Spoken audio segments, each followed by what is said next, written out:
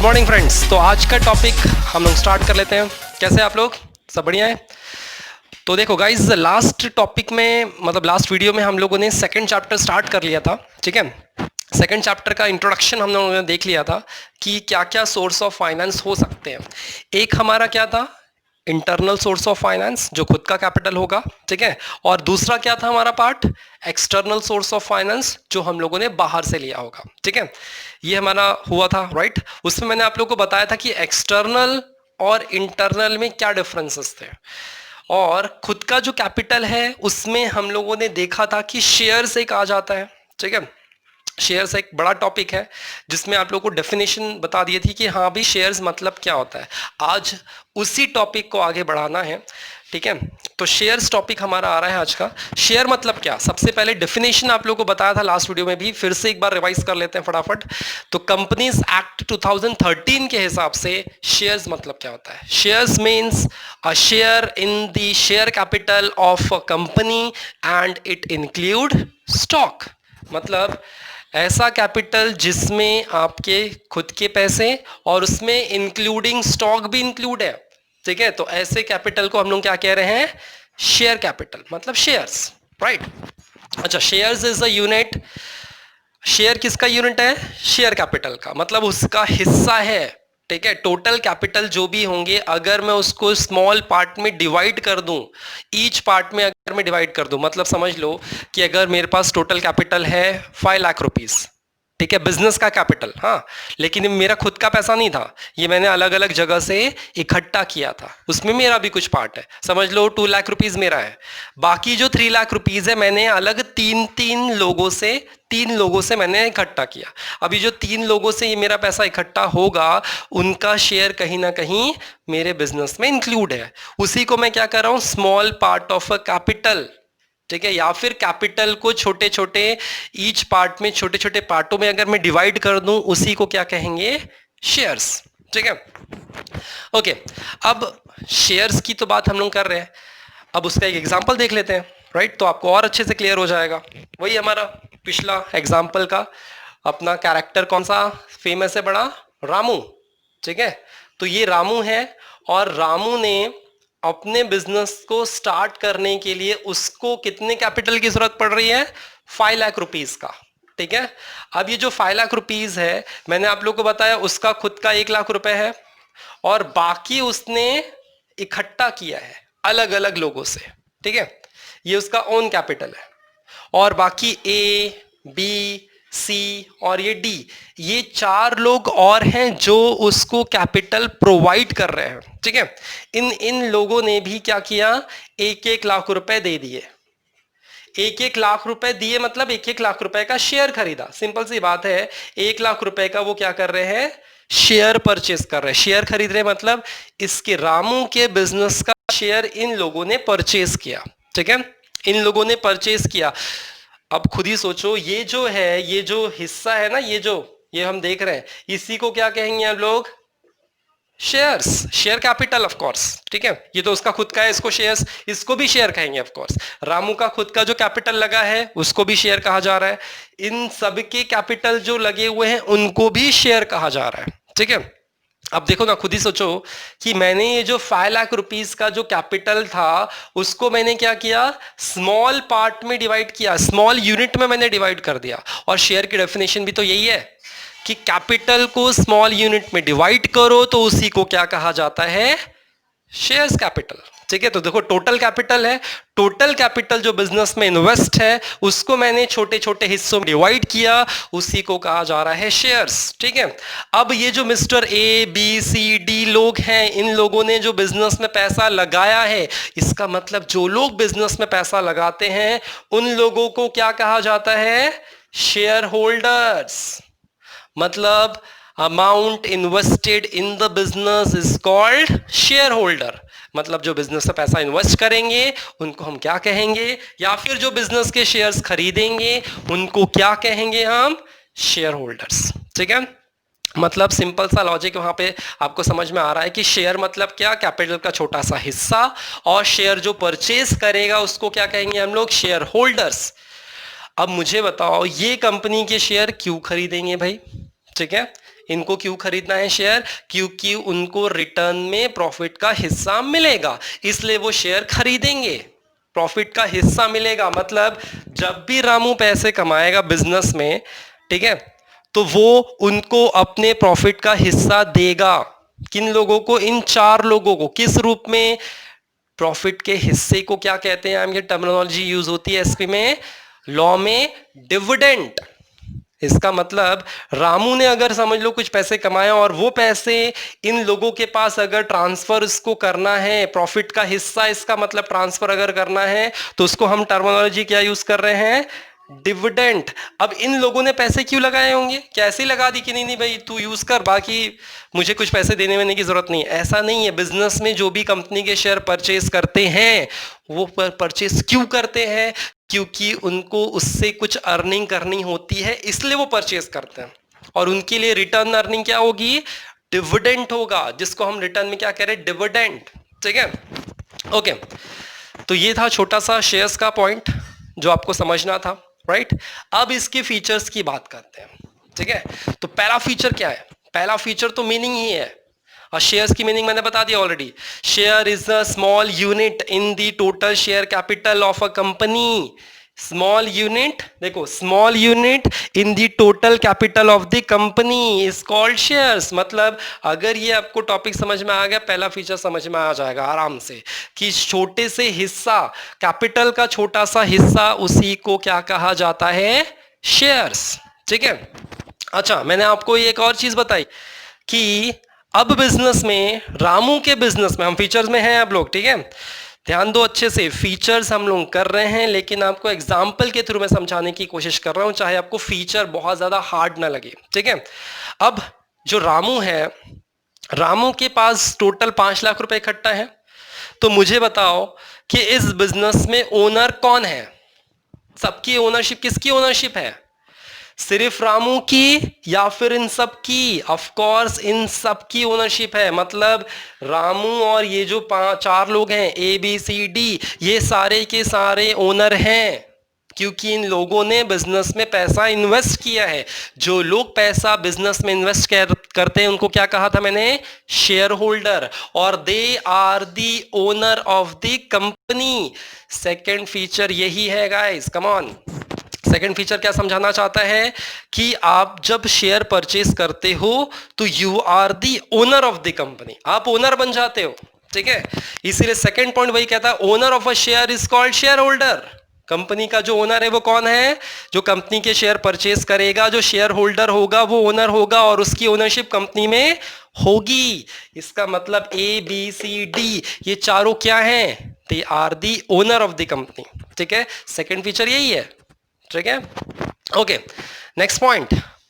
अब अगर देखो इनके पास क्या प्रूफ रहेगा गाइस, कम ऑन, इनके पास क्या प्रूफ रहेगा? They are the owner of the company. इनके पास ये प्रूफ है कि इनके पास एक डॉक्यूमेंट होगा, सभी के पास, इन चारों के पास, इन चारों के पास डॉक्यूमेंट होगा। इस डॉक्यूमेंट को क्या कहेंगे हम लोग? Share certificate. प्रूफ तो होना चाहिए कि नहीं कि हाँ भाई आपने खरीदा है। अगर कोई प्रूफ नहीं होगा तो फिर तो ये रामू उनको बोल सकता है भाई कब पैसे लगाए थे, कौन से पैसे, कहाँ के पैसे, ऐसा बोल सकता है ना। लेकिन ये लोग इतने बेवकूफ रहेंगे क्या कि हाँ भाई ऐसे ही पैसे लगा देंगे कंपनी में? नहीं, ये कुछ ना कुछ प्रूफ लेंगे जरूर। और ये जो प्रूफ के रूप में इनको कंपनी देगी, मतलब रामू की कंपनी जो इनके प्रूफ के रूप में इनको देगी, उसको क्या कहेंगे? शेयर सर्टिफिकेट, ठीक है। और ये जो शेयर सर्टिफिकेट होते हैं, इसमें इनका जो अमाउंट इन्वेस्ट है वो लिखा रहता है, कंपनी का सील लगा रहता है, कंपनी का स्टैंप इसका मतलब, ठीक है।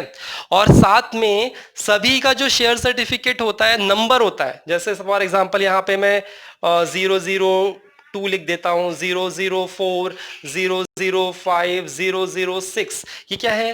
नंबर, अलग अलग नंबर, डिस्टिंक्ट नंबर। इसका मतलब जो डॉक्यूमेंट होगा उसमें नंबर्स होंगे, वो नंबर अलग अलग होंगे।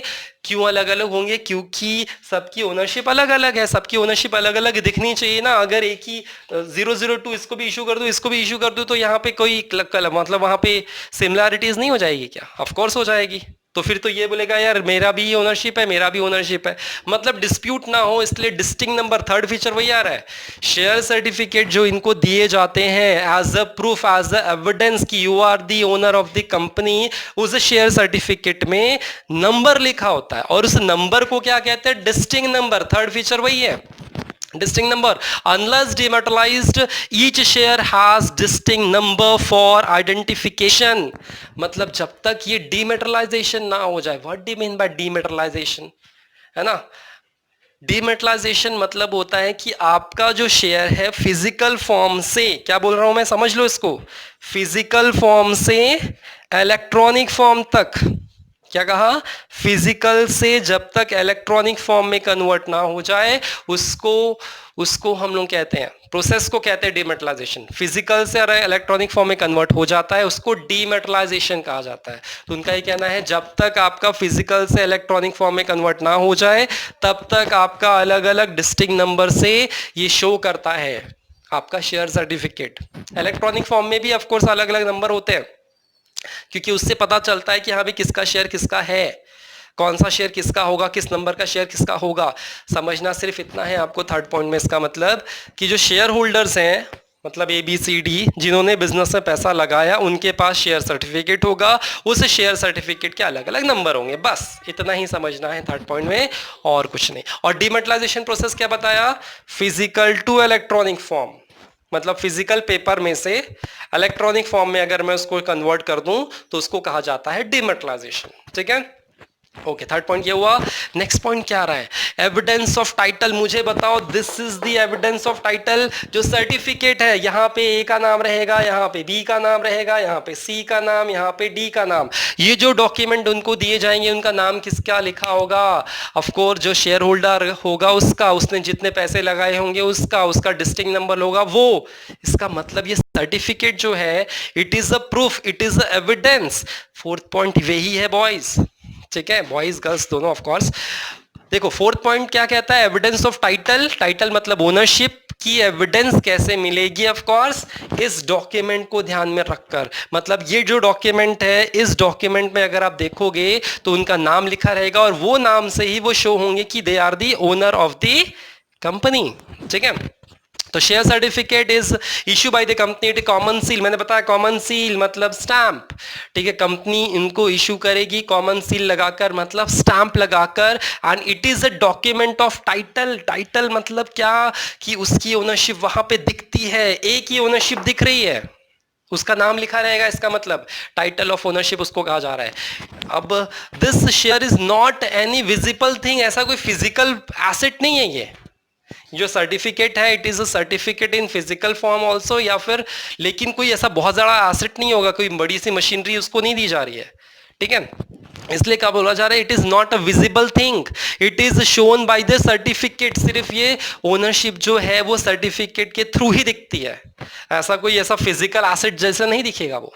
ठीक है, कि हाँ भी बड़ा सा एसेट उठाकर उसको दिया जा रहा है। आजकल तो ऑनलाइन हो गया, तो ऑनलाइन ही ईमेल में आपका सर्टिफिकेट आपको मिल जाता है, ऑनलाइन ही आप प्रिंट आउट निकाल सकते हो। सिर्फ फिजिकल फॉर्म को अगर प्रूफ के रूप में रखना है तो, और कुछ नहीं। ओके, तो पॉइंट क्या कहता है exactly, this certificate is the evidence of title, means ownership दिखाने का एविडेंस है ये, और इससे पता चलता है कि बिजनेस के शेयर होल्डर कौन है, बिजनेस के ओनर कौन है। फोर्थ पॉइंट ये था। ठीक है, ओके, नेक्स्ट पॉइंट क्या रहा है, fifth point, value of shares. तो अच्छा एक चीज और है, मैंने आपको बताया इलेक्ट्रॉनिक फॉर्म के जो प्रोसेस को डीमैट शेयर भी कहते हैं। इलेक्ट्रॉनिक फॉर्म में एक बार कन्वर्ट हो जाता है तो उसको डीमैट प्रोसेस, मतलब डीमैट अकाउंट ओपन करवाना होता है आपको। शेयर परचेस करना है तो आपको डीमैट अकाउंट ओपन कराना होता है, और डीमैट अकाउंट में सारा जो इलेक्ट्रॉनिक फॉर्म में ही कन्वर्ट होकर ही सबको मिलता है। आज की तारीख में इट इज अ कंपल्सरी कि डीमैट अकाउंट ओपन करवाए बिना आप शेयर परचेस नहीं कर सकते। ठीक है, ओके, नेक्स्ट पॉइंट क्या आता है, वैल्यू ऑफ शेयर। मुझे बताओ, अब मिस्टर ए ने कितना खरीदा था, कितने के शेयर खरीदे थे, 1 लाख के, तो क्या इस सर्टिफिकेट में 1 लाख रुपए की वैल्यू लिखी रहेगी, ऑफ कोर्स लिखी रहेगी। और जब 1 लाख रुपए सर्टिफिकेट में लिखा रहेगा फ्रंट पेज पे ही, फ्रंट पेज मतलब उसके पेज पे ही, तो उसको ही क्या कहेंगे, फेस वैल्यू। जो नेक्स्ट पॉइंट आ रहा है वही है fifth point, value of shares. Each share has express in term of money, हर एक शेयर कहीं ना कहीं पैसे को रिप्रेजेंट करता है।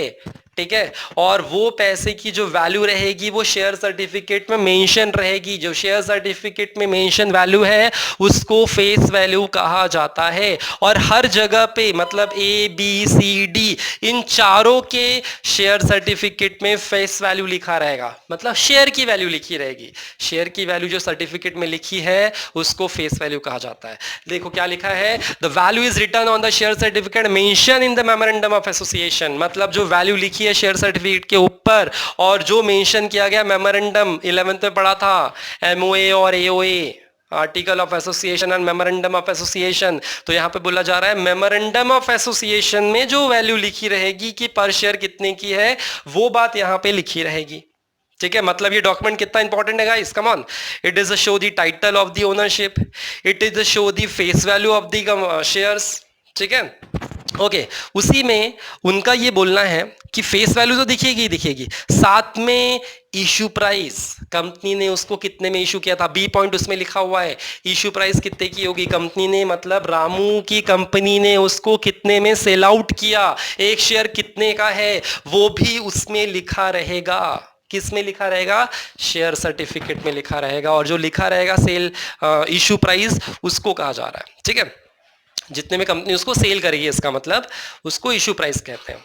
अच्छा, उसके बाद market value, the market value of share is determine. Market value अब हो सकता है ना कि ए ने खरीदा होगा 2 साल पहले शेयर्स, अब कंपनी अच्छी चल रही है रामू की, अब क्या ये 2 लाख के शेयर खरीदा था जब, तो क्या, या फिर 1 लाख का खरीदा था ऑफ कोर्स, तो 1 लाख के शेयर की वैल्यू उतनी की उतनी रहेगी क्या, नहीं। अगर कंपनी अच्छी चल रही है तो रामू के शेयर की वैल्यू बढ़ेगी, रामू की कंपनी के शेयर की वैल्यू बढ़ेगी। तो जब कंपनी के शेयर की वैल्यू बढ़ेगी इसका मतलब इन सब के शेयर्स की वैल्यू भी बढ़ेगी ऑफ कोर्स। और जो ये वैल्यू बढ़ती है, वैल्यू कैसे बढ़ती है, due to demand and supply. Company की अगर मार्केट में डिमांड बढ़ रही है, कंपनी का सप्लाई भी बढ़ रहा है, तो कंपनी के प्रोडक्ट बिकते जाएंगे, तो कंपनी को अच्छा फायदा होगा। कंपनी को अच्छा फायदा होगा तो ऑफ कोर्स उसके प्रोडक्ट की प्राइस भी बढ़ेगी, प्रोडक्ट की प्राइस बढ़ेगी, अच्छा सेलिंग होगा, अच्छा सेलिंग होगा तो उसके शेयर की प्राइस भी बढ़ेगी। मतलब प्रॉफिट बढ़ रहा होगा अगर, तो इनकी शेयर की कीमत बढ़ती है। मतलब 1 लाख रुपए का 2 साल पहले खरीदा था, अब हो सकता है उसकी वैल्यू 2 लाख रुपए हो। इनके शेयर की कीमत हो सकता है उसकी 5 लाख रुपए वैल्यू हो अभी, क्योंकि उनकी कंपनी अच्छी चल रही है। तो जो ये आप बोलोगे सर खरीदा था 1 लाख में हो गया 5 लाख, ऐसा कैसा पॉसिबल है, पॉसिबल है गाइस, कम ऑन। क्योंकि क्या होता है, कंपनी स्थिर नहीं है, कंपनी का काम स्थिर नहीं है, कंपनी का काम रेगुलर बेसिस पे स्टार्ट होता है। कंपनी रेगुलर बेसिस पे अपने कामों को बढ़ाती है, एक्सपांड करती है, नए नए प्रोडक्ट लॉन्च करती है, और अच्छा अगर चल गया तो उनकी शेयर की कीमत बढ़ती है। ठीक है, वहीं की वहीं नहीं रहती, उसी कीमत वो कैसे बढ़ी, मार्केट में आपकी कंपनी अगर ग्रोथ करती है तो उनकी शेयर की कीमत भी ग्रोथ करती है। उसी को सी पॉइंट वही दिया है आपको, मार्केट वैल्यू। ठीक है, किसके ऊपर डिपेंड है, डिमांड एंड सप्लाई के ऊपर डिपेंड है। ओके ओके, 6 पॉइंट क्या है देखते हैं फटाफट, राइट्स। अब मुझे बताओ, mister A, mister B, mister C, D, ये जो 4 लोगों ने पैसे लगाए थे रामू की कंपनी में, क्या उनके कुछ हक नहीं है, क्या कुछ राइट्स हैं या नहीं है। 6 पॉइंट यही है, कुछ राइट्स हैं कि नहीं है। क्या वो कंपनी में विजिट कर सकते हैं, ऑफ कोर्स कर सकते हैं, भाई ओनर हैं, जा सकते हैं। क्या वो कोई बुक्स ऑफ अकाउंट्स, अगर उनको लगा नहीं नहीं ये रामू तो गड़बड़ कर रहा है, कंपनी तो बहुत अच्छी चल रही है, हमको डिविडेंड कम मिल रहा है, खर्चे ज्यादा दिख रहे हैं, तो क्या वो जाकर चेक नहीं कर सकते हैं क्या, मिस्टर ABCD ये चारों जाकर चेक कर सकते हैं, क्या ये इनका हक है, हाँ है, because they are the owner of the company. ठीक है, क्या वो, देखो राइट्स क्या क्या है, मतलब गड़बड़ नजर आई जाकर विजिट कर दिया, है राइट इनका, ऑफ कोर्स है भाई। जो पैसा बिजनेस में लगाएगा उसका तो हक है ना जाकर बिजनेस को चेक करना, उसके डेली बेसिस पे जो मीटिंग होती है उसको अटेंड करना, मीटिंग अटेंड करने के साथ में डिविडेंड रिसीव करना। There are numbers of rights, rights इनके बहुत सारे हैं, वो कोई भी उसमें यूज कर सकते हैं। इसमें कुछ राइट्स आपको दिए हैं कि जैसे क्या दिया देखो, it is certain rights to the share holder such as receive dividend. Dividend बताया था, रामू का जब बिजनेस अच्छा चलेगा तो प्रॉफिट का जो हिस्सा वो देगा उसको क्या कहते हैं, डिविडेंड। इसका मतलब पहला राइट क्या है, डिविडेंड रिसीव करना। ओके, नेक्स्ट राइट क्या बताया गया है, right to inspect statutory books. Statutory books मतलब जो कानूनी तौर पर जो बुक्स आपको मेंटेन करनी ही पड़ती है, जैसे लेजर्स हो गए, परचेज बुक, सेल बुक, है ना, कैश बुक, एक्सपेंडिचर बुक्स, बहुत सारे खर्चों के जो लेजर मेंटेन होंगे उन सबको जाके चेक कर सकते हैं, क्या हाँ कर सकते हैं, उन्हीं को स्टैट्यूटरी बुक्स कहा जा रहा है। Right to attend the meetings, share holder की जो भी मीटिंग होगी वो जाके वो अटेंड कर सकते हैं, ये सब इनके राइट्स हैं। राइट टू रिसीव डिविडेंड, ये सब इनके राइट्स हैं। तो ये सब इनके राइट्स आपको दिए हैं 6 पॉइंट पे। ओके 7 पॉइंट पे आते हैं, come on, easy easy points हैं। इनकम, क्या होगा इनका इनकम, बताया था आपको, प्रॉफिट का जो हिस्सा रामू इनको ट्रांसफर करेगा उसको कहा जाता है इनकी इनकम। इनकम लेकिन किस रूप में होती है, डिविडेंड के रूप में, ठीक है। तो ये जो इनकी इनकम है शेयर होल्डर की, share holder get income in the company to get share in the net profit of the company, it is called dividend. Share capital, जो पैसा लगाया है बिजनेस में, उसका जब प्रॉफिट का हिस्सा मिलेगा तो क्या कहेंगे, डिविडेंड कहेंगे। ओके तो नेक्स्ट पॉइंट वही था हमारा, इनकम, 7th वाला पॉइंट। 8 क्या है, ट्रांसफरेबिलिटी, क्या ये ए को पैसे की जरूरत पड़ी, ठीक है, वो रामू के पास जाता है, भाई तू मेरे शेयर खरीद ले, क्या वो अपने शेयर ट्रांसफर कर सकता है, कर सकता है, किसी और को कर सकता है, उस किसी और को भी कर सकता है। मतलब आप अपने शेयर सेल आउट कर सकते हो, ट्रांसफर कर सकते हो, ठीक है। The share of a public limited company are freely transferable in the manner provided in article, मतलब इसको किसी से पूछने उछने की जरूरत नहीं है, ये अपना फ्रीली ट्रांसफर कर सकता है। और कैसे कर सकता है, जो भी प्रोविजंस, जो भी rules regulations article of association में लिखा होगा, article of association important document while formation of a company, 11th में था चैप्टर, उसमें आपको बताया था। तो उसमें डॉक्यूमेंट में जैसे रूल लिखे होंगे उस रूल के हिसाब से वो अपने शेयर को ट्रांसफर कर सकता है, ठीक है। ये था 8 पॉइंट, मतलब ट्रांसफर कर सकते फ्रीली, आपको कोई टेंशन लेने की जरूरत नहीं है। Okay next, property of share holder, share holder की प्रॉपर्टी क्या होगी, share is a movable property. ये जो शेयर इनके पास है, 1 लाख रुपए के जो डॉक्यूमेंट इनके पास है, ये मूव हो सकते हैं, अभी बताया ना, ट्रांसफर हो सकते हैं।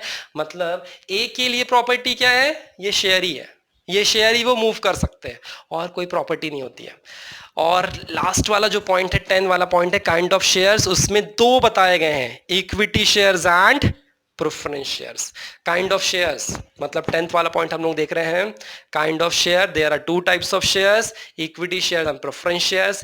इक्विटी शेयर्स क्या होते हैं और प्रेफरेंस शेयर्स क्या होते हैं, उसको डिटेल में हम लोग पढ़ेंगे, ठीक है। आज सिर्फ फीचर्स कवर करने थे हमको शेयर्स के, ये शेयर्स के सिर्फ फीचर्स थे, राइट। पूरा अच्छे से देख लो आप लोग फीचर्स को, कोई डाउट हो तो आप लोग कमेंट करके मुझे बताओ, फोन करो, व्हाट्सअप करो, जो आपको लगता है वो करो, लेकिन डाउट जरूर क्लियर करो, ठीक है।